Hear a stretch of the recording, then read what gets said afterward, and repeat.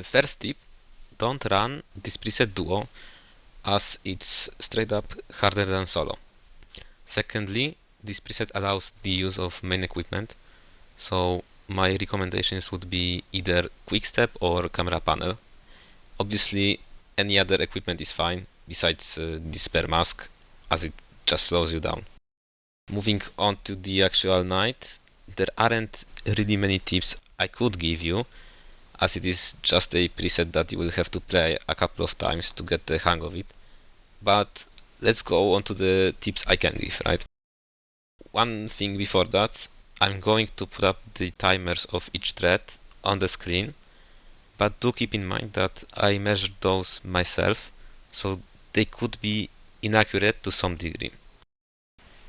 Now, the first thing you wanna do in the night is delaying getting rid of my shadow whenever he appears for the first time for as long as you can. So here would be an example of that. Obviously, I start out by checking at which door will he appear.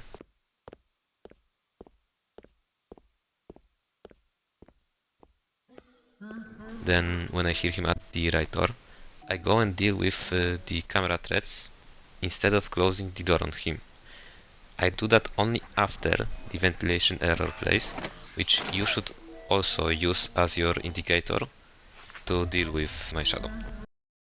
The second thing is desynchronizing the bunny and chicken in a way so that they won't arrive at the same time, but rather one should arrive around 10 seconds after the other.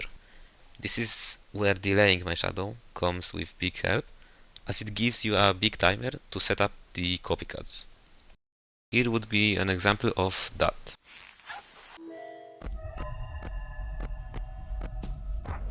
As you can see, I delayed closing the left door until I saw that the chicken arrived.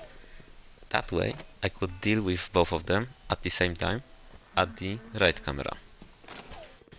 Keep in mind though, if you don't hear my shadow at the left or the right door while you're setting this up, you will be forced to go and close the back door before dealing with chicken at the left door, just like I did here. And that's it for the tips I'm gonna give in this video. While I could also explain how each and every thread in this preset works, I think that would be pointless, because if you're attempting this challenge, you very likely already know that.